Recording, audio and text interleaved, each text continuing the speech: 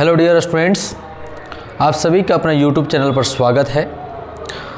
Students, आज मैं previous year question 2023 का कराने वाला हूं। जितना भी क्वेश्चन प्रीवियस ईयर में क्वेश्चन पूछा गया है या फिर जो भी मॉडल सेट जैक ने जारी किया है, यदि आप सारे क्वेश्चन का आंसर सही तरीके से आप जान लेते हैं, आप उसका मीनिंग के साथ में यदि आप समझ लेते हैं, आपको एक चीज़ ध्यान में रखना है कि ABCD इसमें ध्यान नहीं रखनी है। इसमें सारा लॉजिक के साथ अगर आप समझ के रखते हैं तो हमें लगता है कि जो 2026 में जो विद्यार्थी एग्ज़ाम देने वाले हैं उस विद्यार्थी के लिए काफ़ी इम्पोर्टेंट होगा। आप पहले मॉडल सेट का तैयारी करिए, फिर जितना भी एग्ज़ाम हुआ है 2019 से लेकर 2025 तक का जो एग्ज़ाम हुआ है, आप इतना ही सारा का अगर आप सॉल्यूशन करते हैं तो हमें लगता है कि 2026 में जो एग्ज़ाम होने वाला है वो काफ़ी महत्वपूर्ण होगा। तो आज मैं 2023 में जो एग्ज़ाम ली थी जैक BST का, आज मैं वो कराने वाला हूँ। आप लोग इस क्वेश्चन का मतलब के साथ में इसको समझने का कोशिश करेंगे। मैं सारा का सारा क्वेश्चन सॉल्यूशन करवाता हूँ और बहुत ही ध्यान से आप इसको क्वेश्चन को समझेंगे। कुछ का आंसर पे आपको गलत मिलेगा। तो जो जैक ने जारी किया था, कुछ क्वेश्चन भी प्रॉब्लम रहते हैं क्वेश्चन में, और इसका जो बहुत ऐसे क्लास में भी जो टीचर बताए हैं वो आंसर भी गलत रहता है। तो अगर आप गलत को अगर जान के जाएंगे तो हमें लगता है कि आपका 1-2 नंबर जो है इसमें कट जाएगा। तो स्टूडेंट्स, आप बहुत ही लॉजिक से समझेंगे और जानेंगे, और खुद को अगर आपको डाउट होता है तो आप खुद से भी रिसर्च कर लेंगे, जांच कर लेंगे आखिर इसका आंसर क्या होगा। तो चलिए, आज मैं 2026 के लिए आपको तैयारी कराता हूं। फर्स्ट ऑफ ऑल, आप सभी को वेरी गुड मॉर्निंग। चलिए, फर्स्ट जो क्वेश्चन है ये आप लोग से परिचित क्वेश्चन है। क्वेश्चन है फर्स्ट जो है, बिजनेस इज, व्यवसाय है। व्यवसाय क्या है? तो व्यवसाय एक कला भी है, विज्ञान भी है, बोथ, यानी यहाँ पर ऑप्शन नंबर 3 हो जाएगा। आर्ट एंड साइंस दोनों होती है, कला और विज्ञान दोनों होती है। ऑप्शन नंबर यहाँ पे नंबर 3 हो जाएगा। ठीक है, क्वेश्चन नंबर 2 की ओर चलेंगे। क्वेश्चन नंबर 2 क्या है? The occupation in which people work for other and get remuneration in return is। Question आप समझेंगे, वह क्रिया जिसमें लोग नियमित रूप से दूसरे के लिए कार्य करते हैं और बदले में पारिश्रमिक प्राप्त करते हैं, कहलाती क्या कहलाती है। मतलब क्वेश्चन का लॉजिक और मतलब समझेंगे। क्वेश्चन कहता है कि वह व्यक्ति जो दूसरे के लिए क्या करता है, ऑक्यूपेशन करता है, काम करता है, और उसके बदले में रेम्यूनरेशन, रेम्यूनरेशन का मतलब होता है वेजेस या सैलरी। ठीक है, तो इसे हम क्या कहते हैं? तो इसे हम कहते हैं एम्प्लॉयमेंट कहते हैं। ऑप्शन नंबर 2 हो जाएगा। ठीक है, यानी कैसे? बिजनेस तो खुद का है, एम्प्लॉयमेंट होगा रोजगार। अगर आप किसी के यहाँ सर्विस देते हैं तो उसके बदले में आपको क्या प्राप्त होता है? पारिश्रमिक यानी रेम्यूनरेशन यानी सैलरी प्राप्त होता है। ठीक है, चलिए नेक्स्ट जो क्वेश्चन है, क्वेश्चन नंबर 3 की ओर चलेंगे हम लोग। क्वेश्चन 3 में क्या बताया गया है? क्वेश्चन 3 देखेंगे, इन बॉर्डर सेंस इकोनॉमिक एक्टिविटी में बी डिवाइडेड इनटू। विस्तृत रूप से आर्थिक क्रियाओं को बांटा जा सकता है। आर्थिक क्रिया को कितने भागों में बांटा गया है? तो देखिए, business is the economic activity, profession is the economic activity, employment is the economic activity, all of this, यानी सभी जो है एक इकोनॉमिक एक्टिविटी। बिजनेस करते हैं, वहाँ पर पैसा लेकर कार्य किया जाता है। प्रोफेशन, अगर आप कोई सर्विस देते हैं, एजुकेशन देते हैं, वकालत करते हैं, टीचिंग करते हैं, ये सारा चीज़ जो है पैसा लेकर कार्य किया जाता है। एम्प्लॉयमेंट, अगर रोजगार कहीं काम करते हैं तो वहाँ पर भी पैसा लेकर हम सर्विस प्रोवाइड करते हैं। This is the economic activity. तो all of this option number यहाँ पे 4 हो जाएगा। ठीक है, क्वेश्चन नंबर 4 की ओर चलते हैं। देखिए, ये जो प्रश्न है हम लोग का है, पूछ रहा है कि industry is the part of, industry किसका पार्ट है? तो आप लोग जानते, देखिए यहाँ पर समझेंगे कि बिजनेस को हम लोग 2 भागों में बांटे थे। बिजनेस को हम लोग 3 भागों में बांटे थे, प्राइमरी, सेकेंडरी और टर्शियरी बांटे थे। ठीक है, तो यहाँ पर पूछ रहा है कि इंडस्ट्री जो है किसका पार्ट है? तो याद रखना ये इसी प्राइमरी और सेकेंडरी और टर्शियरी ये सभी के ही अंतर्गत जो है आपका आता है बिजनेस आता है। ठीक है, तो इंडस्ट्री जो है किसके अंदर है? तो सबसे बड़ी बात है ये बिजनेस के अंदर। कॉमर्स तो हो ही नहीं सकता, ट्रेड, क्योंकि टर्शियरी इंडस्ट्री के अंतर्गत जो है वह कॉमर्स का आता है। यानी कि आप कॉमर्स को भी जो है 2 भागों में बांटा गया था। तो चलिए ये हम लोग का नहीं हो सकता है, होगा ऑप्शन नंबर यहाँ पर पहला हो जाएगा। इंडस्ट्री जो किसका पार्ट है? तो बिजनेस का पार्ट है। ठीक है, अब देखिए यहाँ पर जो क्वेश्चन है, क्वेश्चन नंबर 5 है। क्या क्वेश्चन 5 बताता है? माइनिंग, खनन, ये आपका जेनेटिक इंडस्ट्री में नहीं आएगा, एक्सट्रैक्टिव इंडस्ट्री में आता है। ठीक है, एक्सट्रैक्टिव। कंस्ट्रक्शन इंडस्ट्री में नहीं आएगा। कंस्ट्रक्शन इंडस्ट्री जो है लैंड, बिल्डिंग, रोड ये सब बनाने का आता है। मैन्युफैक्चरिंग तो गुड्स बनाने का आ जाएगा। तो यहाँ पर जो एक्सट्रैक्टिव इंडस्ट्री है, माइनिंग, इसके अंदर चला जाएगा। ठीक है, चलिए क्वेश्चन नंबर हम लोग चलते हैं 6 की ओर चलते हैं।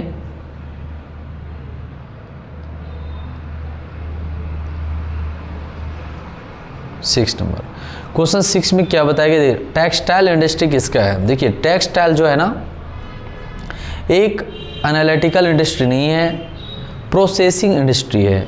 टेक्सटाइल किसका है? प्रोसेसिंग इंडस्ट्री है। टेक्सटाइल जो है एक प्रोसेसिंग इंडस्ट्री के अंतर्गत आता है। ठीक है, चलिए number question 7, which of the following is has the wide scope? सबसे बड़ा क्षेत्र किसका बता रहा है? निम्नलिखित में किसका क्षेत्र सबसे व्यापक माना? अभी देखिए हम बता रहे थे कि बिजनेस के अंतर्गत सारा आ जाता है, चाहे वो ट्रेड हो या कॉमर्स हो या एक्सक्लूसिव ट्रेड हो या इंडस्ट्री हो, है ना। जेनेटिक जो भी इंडस्ट्री आएंगे वो सारा का सारा जो है बिजनेस के अंतर्गत आता है। तो सबसे बड़ा क्षेत्र किसका है?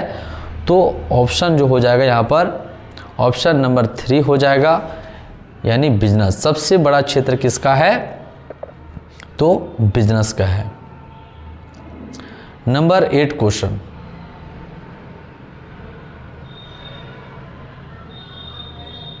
क्वेश्चन नंबर 8 की ओर चलते हैं हम लोग।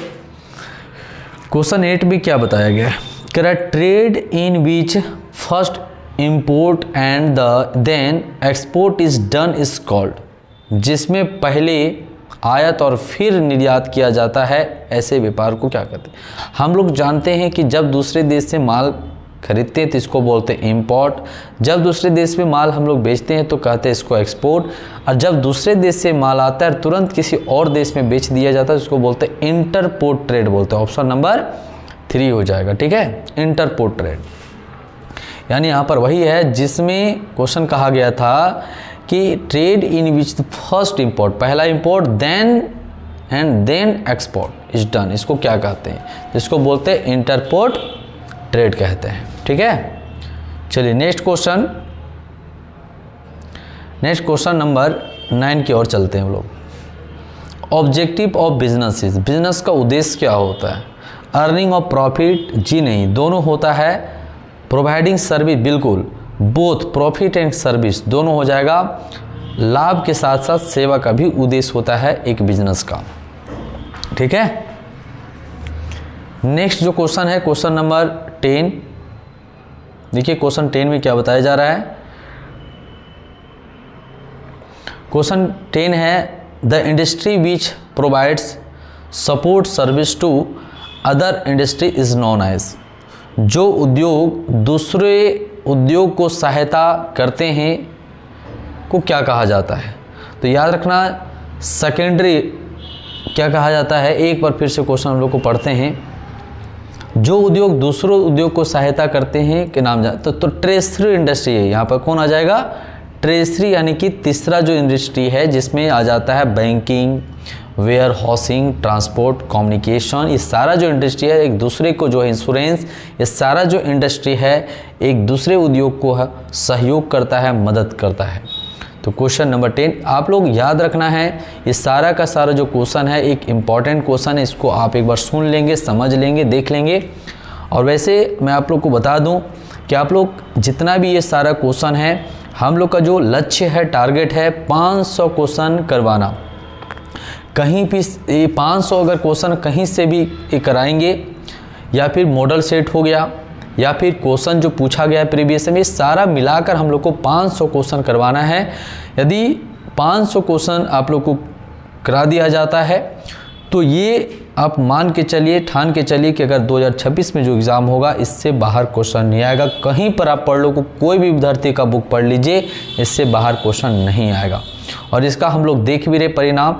ये देखिए, ये जो मैं टेस्ट लिया हूँ, ये मैं अपने क्लास में टेस्ट लिया हूँ, तो लगभग यहाँ पर बच्चों का जो रिजल्ट आया है, किसी का 35 से बहुत ऐसे विद्यार्थी का आया है, क्योंकि मैं प्राइज़ भी रखता हूँ, तो किसी का 37, किसी का 36, और बहुत सभी लगभग विद्यार्थी का जो है 30 से प्लस अंक भी रहा है। और मैं लगभग क्वेश्चन जो है 500 कराया हूँ। तो इससे 500 क्वेश्चन कराने से ये पता चल जाता है कि आप जो 2026 पे एग्ज़ाम देने वाले हैं वो आपका अच्छा रिजल्ट होने वाला है, क्योंकि ये भी कहीं ना कहीं एग्ज़ाम लगभग 2023 में पूछा गया था। तो ये पता चलता है कि मैं जितना क्वेश्चन कराऊंगा वो आने वाला एग्ज़ाम में भी आपका 100% मैच होगा, क्योंकि अगर मैं पीछे क्वेश्चन कराया तो आप यहाँ 2023 का क्वेश्चन को बहुत अच्छे तरह 37-38 आप बना रहे हैं, इसका मतलब ऐसा भी आपका एग्ज़ाम के साथ होगा। तो स्टूडेंट्स, आप लोग हमारे साथ जुड़ सकते हैं, जहाँ पर मैं 500 क्वेश्चन लगभग करा रहा हूँ। लगभग अभी हमारे यहाँ 300 से क्वेश्चन प्लस हो चुका है, और मैं अभी प्रीवियस ईयर क्वेश्चन ऐसा ही एग्ज़ाम टेस्ट लेता हूँ, फिर ये सारा क्वेश्चन मिला करके और भी जो क्वेश्चन बताऊँगा, लगभग हमें एग्ज़ाम के डेट तक 500 क्वेश्चन कराने के पश्चात आप लोग 100 का 100 अंक लाने में सफल हो जाएंगे।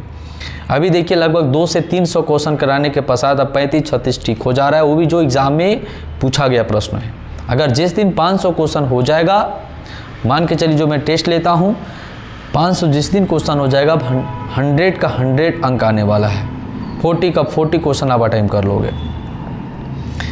तो आप लोग हमेशा जो है टेस्ट अटेंड करेंगे। जो मैं क्वेश्चन पूछता हूँ, जो मैं टेस्ट सीरीज लेता हूँ, उसमें आप पूरा का पूरा विद्यार्थी अटेंड करेंगे, एक भी क्वेश्चन मिस नहीं करना है। दूसरी बात, ओमार शीट में जैसा कि एग्ज़ाम होता है उसी प्रकार से टेस्ट भी लिया जाता है। तो अब ये भी प्रैक्टिस करना ज़रूरी है, क्योंकि बहुत ऐसे स्टूडेंट होते हैं कि उनको नहीं पता होता है और वो बहुत ऐसे क्वेश्चन को गलत अटेम्प्ट कर जाते हैं, नहीं प्रैक्टिस होने के कारण। अगर प्रैक्टिस होता है तो गलत होने की चांसेस कम होती है। तो आप डायरेक्ट अगर जाकर एग्ज़ाम देते हैं बिना टेस्ट दिए, बिना समझे हुए, तो आपके साथ गलती होने का चांसेस ज़्यादा होती है। तो मेरा रिक्वेस्ट होगा कि आप लोग टेस्ट सीरीज ज़रूर अटेंड करेंगे। और जो विद्यार्थी अभी तक कोई भी क्लास नहीं किए हो, आप free of cost Rishi commerce academy में आकर आप टेस्ट दे सकते हो, और मार्कशीट में पेपर में टेस्ट दे सकते हो। कोई इसका कोई चार्ज नहीं है। ओनली फॉर रजिस्ट्रेशन का मैं बता दूं, क्योंकि आपका डिटेल हमारे पास होनी चाहिए, क्योंकि कौन विद्यार्थी हमारे पास टेस्ट दे रहा है नहीं दे रहा है, इसका इन्फॉर्मेशन होनी चाहिए। इसके लिए आपको फॉर्म एक भराया जाएगा, जिसमें ओनली फॉर रजिस्ट्रेशन फी रहता है। खाली टेस्ट के लिए आपको 20 रुपीज़ देना है बस। ये अभी टेस्ट सीरीज चल रहा है, 10 टेस्ट हम लोग का चलेगा, और इस सारा का सारा आपका एक अपने आप को पता चल जाएगा कि मेरा तैयारी क्या है। चलिए स्टूडेंट्स, तो मैं नेक्स्ट क्वेश्चन की ओर चलता हूँ। देखिए, इतना सारा इसलिए आपको बताना ज़रूरी है, क्योंकि यदि आप नहीं जानकारी होने के बाद जो है आप गलती करते, मिस करते हैं। क्या कि टेस्ट देना कितना महत्व है, इंपॉर्टेंट है। पढ़ तो लेते, बहुत विद्यार्थी पढ़ लेते, लेकिन नहीं टेस्ट देने को। देखिए, पढ़ना और सीखना में बहुत अंतर होता है। आप जानते बहुत है, लेकिन कितना आप बता पाते हैं ये इंपॉर्टेंट करता है, ठीक है। तो उसी तरह पढ़ लेती थी कि मैं बहुत जानता हूँ, लेकिन उस चीज़ को आप टीचर के सामने दिखाई कि मैं, अगर टीचर टेस्ट लेता है और उसमें आप बता दीजिए कि मैं इतना ले आता हूँ, तो अब इसको काबिलियत कहा जाता है। वरना ये नहीं कि हम बहुत जानते हैं। बहुत जानने वाला बहुत सारे व्यक्ति होते हैं, लेकिन दिखाने वाले बहुत कम होते हैं।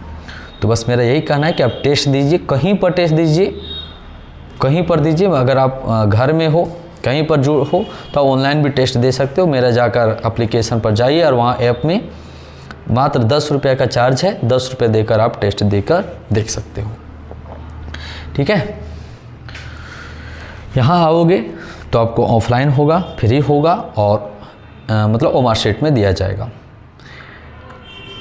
चलिए नेक्स्ट जो क्वेश्चन है, क्वेश्चन नंबर 11 आपको देखना है। 11 में क्या बता रहा है, converting raw material into finish goods creates, कच्चे माल को तैयार माल में परिवर्तन करना सृजन करता है। क्या मतलब कर रहा है, जिससे रॉ मटेरियल से कन्वर्ट किया जा रहा है फिनिश गुड्स में। क्या ये कहलाता है, टाइम यूटिलिटी नहीं, प्लेस यूटिलिटी नहीं, ओनरशिप यूटिलिटी नहीं, फ्रॉम यूटिलिटी रूप उपयोगिता है ना। फ्रॉम यूटिलिटी मतलब एक रॉ मटेरियल को एक आकार दिया जा रहा है, this is the from utility उपयोगिता, मतलब एक उसको फिनिश गुड्स तैयार किया जा रहा है, एक आकार दिया जा रहा है, कोई शेप दिया जा रहा है, खाने योग्य दिया जा रहा है या फिर यूज़ करने योग्य दिया जा रहा है, this is the from utility रूप उपयोगिता। नेक्स्ट जो प्रश्न है, business risk is not likely to arise due to, व्यवसायिक जोखिम होने की संभावना नहीं होती है, बिजनेस में रिस्क होने की संभावना नहीं होती है, इसका कारण क्या हो सकता है, चेंज इन गवर्नमेंट पॉलिसी, जी नहीं, ये तो रिस्क क्रिएट करता है। गुड मैनेजमेंट, तो यही हो जाएगा, ऑप्शन नंबर बी होगा। गुड मैनेजमेंट से एक आपका बिजनेस का जो रिस्क है वो कम हो सकता है।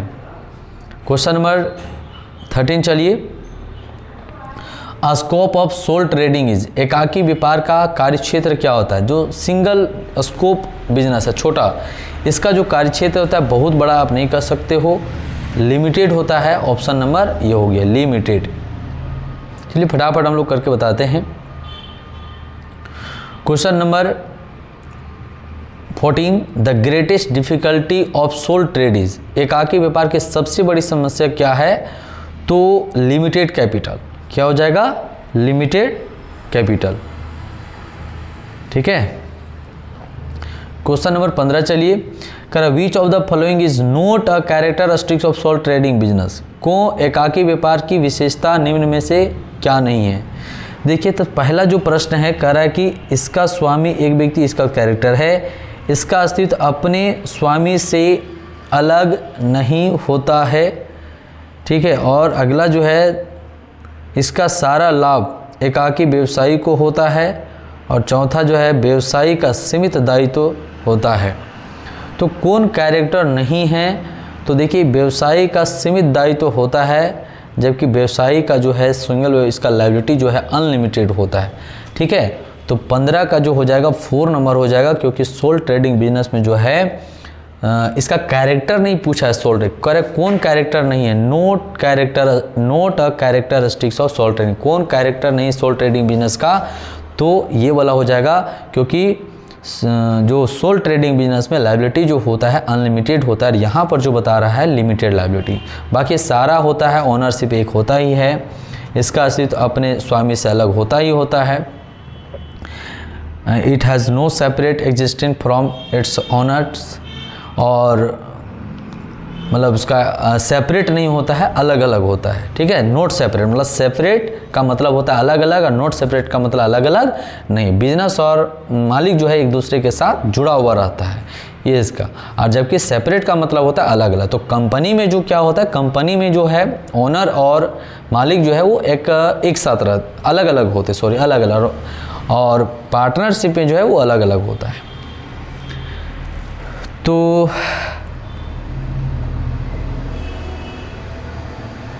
उल्टा बता दिए क्या जी, हाँ ठीक है, इसका अस्तित्व अपने स्वामी से अलग नहीं होता है। ठीक है, मतलब उसका अलग नहीं होता, मालिक के साथ जो है अलग नहीं होता है, साथ साथ जुड़ा हुआ रहता है। और साथ साथ जुड़ने का मतलब यही हो गया कि साथ साथ जब मालिक एक दूसरे के साथ जुड़ा रहता है, तो अगर बिजनेस को कोई इफेक्ट होता है, मालिक को कुछ होता है, तो बिजनेस के पर डायरेक्ट इफेक्ट होता है, ये सोल ट्रेडिंग में होता है, जबकि कंपनी के साथ ये लागू नहीं होता है। तो ये भी कैरेक्टर जो है सोल ट्रेडिंग का है।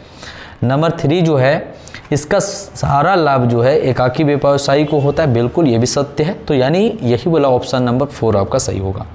चलिए थोड़ा सा ये आपको जो पॉइंट कर रहा था, लेकिन समझने का यहाँ पर फेर है, आप इसको ध्यान से समझेंगे तो 100% जो है वो सही होगा।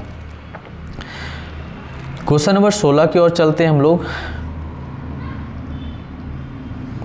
क्वेश्चन 16 है membership in joint Hindu family business is required. संयुक्त हिंदू परिवार व्यवसाय में सदस्यता प्राप्त होती है तो बाय बर्थ, जन्म से ही जो है यहाँ पर बर्थ जो है प्राप्त हो जाता है, सदस्यता प्राप्त होती है।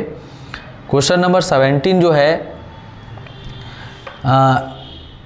Arrangement for residential accommodations at responsible या reasonable rates for the members is done by, यानी अपने सदस्यों को आवासीय मकान उपयुक्त दरों पर उपलब्ध करवाता है। कौन करवाता? उत्पादक सहकारी समिति, उपभोक्ता सहकारी समिति, गृह या क्रेडिट कोऑपरेटिव।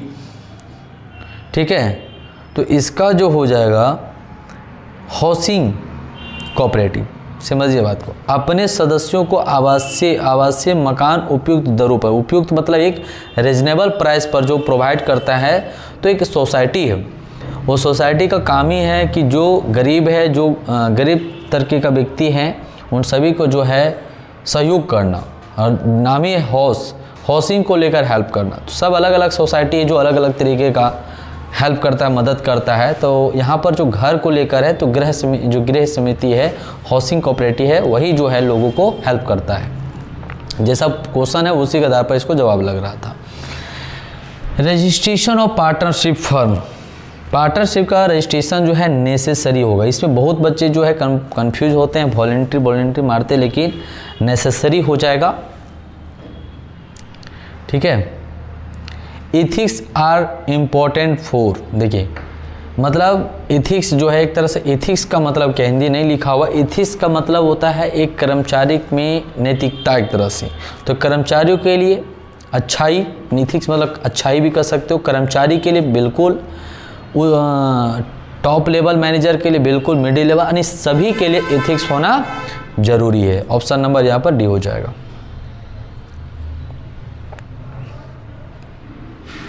चलिए नेक्स्ट जो प्रश्न है, the minimum number of member in cooperative society, सहकारी समिति में सदस्यों की न्यूनतम संख्या कितना होती है? तो न्यूनतम जो होती है वह 10 होती है कोऑपरेटिव सोसाइटी में। ठीक है।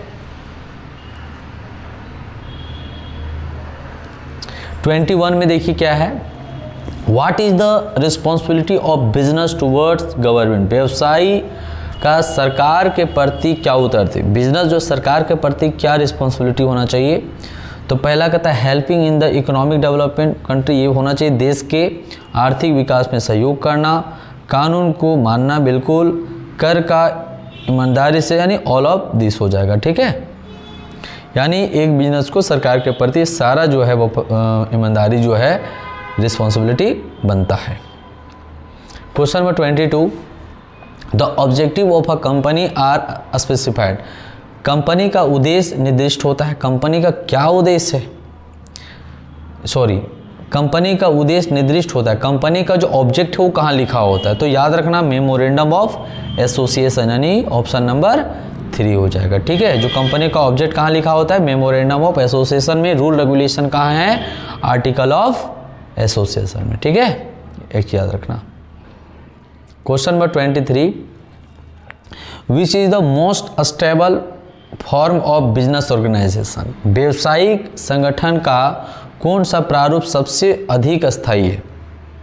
ठीक है, समझिए, व्यवसायिक संगठन का कौन सा प्रारूप सबसे अधिक स्थायी, मतलब कंपनी, ज्वाइंट स्टॉक कंपनी जो है, कंपनी है जो अस्थाई होता है, वो कभी भी मरता नहीं है, कभी डेथ नहीं होता है, मतलब अस्थाई मरता तो है लेकिन वो 99% अस्थाई होती है।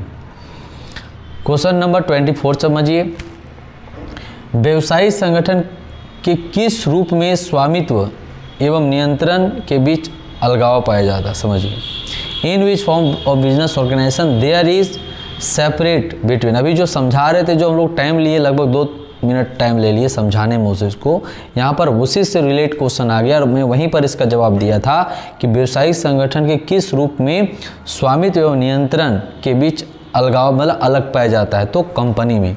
कंपनी में क्या है? मालिक, कंपनी में जो है मालिक और बिजनेस जो है दोनों अलग अलग होता है, जबकि पार्टनरशिप, सोल प्रोप्राइटरशिप दोनों एक साथ कनेक्शन होता है, सेपरेट नहीं होता है। Question number 25, primary object of establishing a public enterprises, सार्वजनिक उपक्रम की स्थापना का मूलभूत उद्देश्य क्या होता है? Earn profit, provide service, misuse of government money, tax aviation. तो इसका मुख्य जो उद्देश्य होता है प्रोवाइड सर्विस। देखो अर्न प्रॉफिट भी होता है, लेकिन प्राइमरी ऑब्जेक्ट बोल रहा है, अगर यहाँ पर होता ना प्राइवेट कंपनी होता तो प्राइवेट कंपनी होता तो उसका प्राइमरी ऑब्जेक्ट होता अर्न प्रॉफिट, लेकिन यहाँ पर जो है वो पब्लिक इंटरप्राइज है, इट्स सरकारी कंपनी है, तो सरकारी कंपनी का उद्देश्य हो जाता है सेवा का हो जाता है। 26 देखिए, for Indian economy public enterprises are, Bharat की अर्थव्यवस्था के लिए सरकारी उपक्रम है, समझिए है ना। भारत की अर्थव्यवस्था के लिए सरकारी उपक्रम क्या है? Necessary, unnecessary, burden? नहीं बाबू, नेसेसरी है, ज़रूरी है। अगर सरकारी कंपनी नहीं होगा तो देश का जो है हालत बहुत बदतर हो जाएगा, ठीक है। सारा का सारा प्राइवेट में हाथ में चले जाने के बाद जो होगा, एक दिन प्राइवेट वाला बड़ा आदमी होगा और देश छोड़ के भाग जाएगा, हम लोग हाय हाय करते रह जाएंगे। इसीलिए सरकार के हाथ में भी बाहर सारा चीज़ होनी चाहिए। ही maximum number of member in public limited company, जो पब्लिक कंपनी में मिनिमम मेंबर कितना होना चाहिए? तो 7 होना चाहिए, और मैक्सिमम अनलिमिटेड होना चाहिए, ठीक है। और यही रहता प्राइवेट कंपनी, तो प्राइवेट कंपनी मिनिमम 2 और मैक्सिमम 200, ठीक है, मैक्सिमम 200।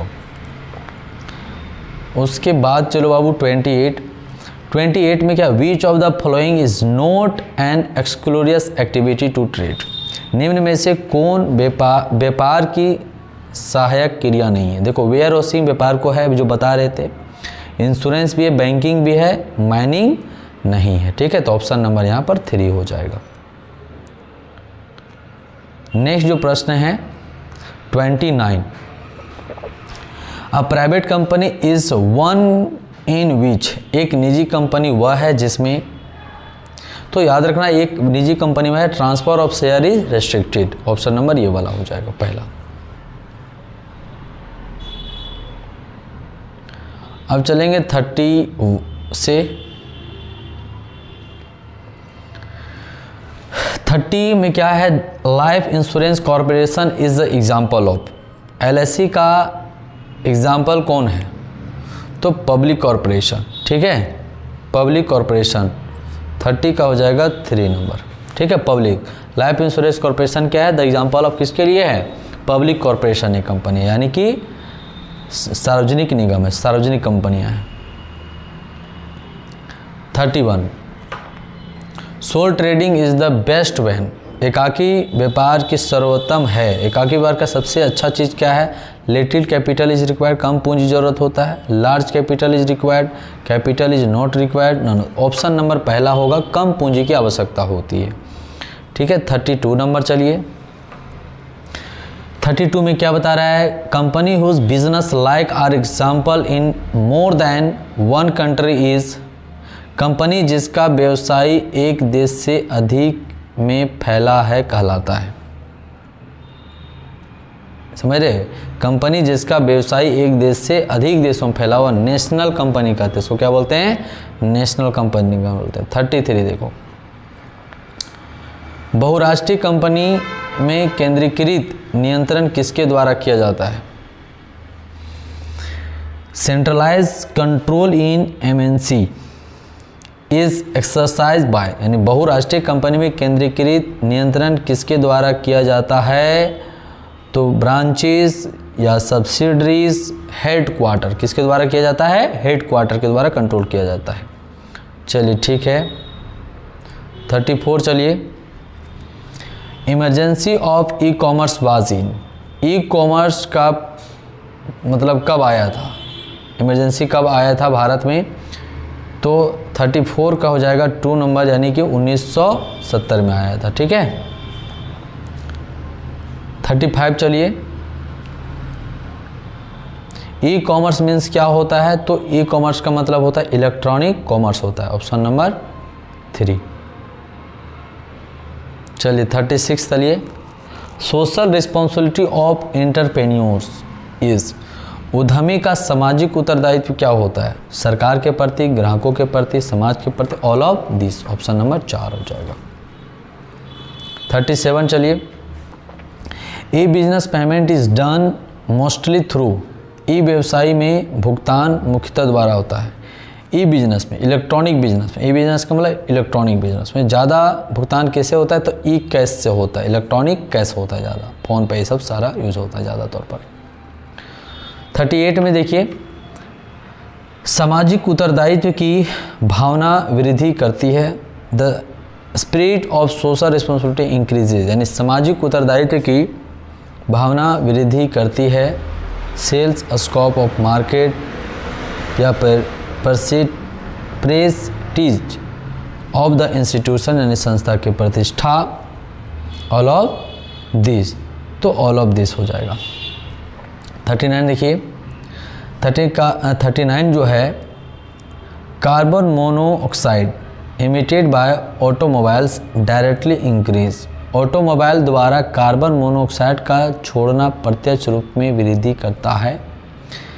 क्या करता है वो, एयर पोल्यूशन करता है। क्या करता है वो, एयर पोल्यूशन करता है। लास्ट जो प्रश्न है, विच of the following is not an economic activity, कौन इकोनॉमिक एक्टिविटी नहीं है, तो प्रोडक्शन ऑफ गुड्स है, ट्रेडिंग ऑफ गुड्स है, प्रोफेशनल सर्विस या सोशल सर्विस, तो सोशल सर्विस हो जाएगा ऑप्शन नंबर 4। तो ये हम लोग टोटल 40 क्वेश्चन किए। ये बात आप लोग जान लेना कि 40 क्वेश्चन किए हैं, फिर आपको नेक्स्ट पार्ट में 40 क्वेश्चन बताऊंगा और सारा मैं यहाँ क्वेश्चन बताने वाला हूँ। वैसे आप हमारे ऐप को डाउनलोड कर लो, ऐप में सारा वीडियो सिस्टमेटिक तरीक़ा से सारा सब्जेक्ट का है, इकोनॉमिक्स का है ना, सीए का है, अकाउंट्स का है, ईटीपी का, सारा वहाँ पर है। तो आप हमारा ऐप डाउनलोड कर सकते हो, वहाँ सारा वीडियो सिस्टम से बना और फ्री ऑफ कॉस्ट है, और वहाँ पर सारा का सारा वीडियो देख सकते हैं। और अगर आप यूट्यूब पर देख रहे हो तो हमारे यूट्यूब का जो है चैनल को सब्सक्राइब करके रखेंगे, क्योंकि यहाँ पे accounts, BST, economics, ETP, maths, ये सारा सब्जेक्ट का जो है सॉल्यूशन आपके सामने जाएगा और इम्पोर्टेंट क्वेश्चन होगा। तो आप चैनल को सब्सक्राइब कर रखेंगे, क्योंकि चैनल आपके लिए फ्री ऑफ कॉस्ट यहाँ पर सर्विस प्रोवाइड करती है। थैंक यू, जय हिंद।